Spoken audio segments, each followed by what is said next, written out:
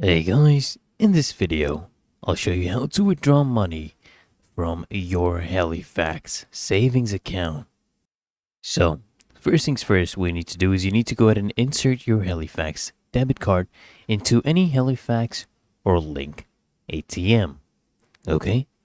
Then just enter your PIN and select withdraw cash.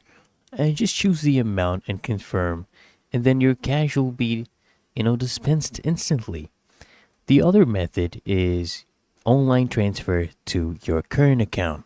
So open up the Halifax mobile app or, go ahead and use online banking. Then just tap on Move Money and select your savings account as the source. Then choose your Halifax current account as the recipient, right?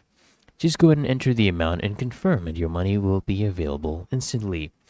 The third method is branch withdrawal, where you visit a Halifax branch with your ID and account details and just request a withdrawal at the counter. Some accounts may require 24-hour notice for large withdrawals, and it's really that easy and simple.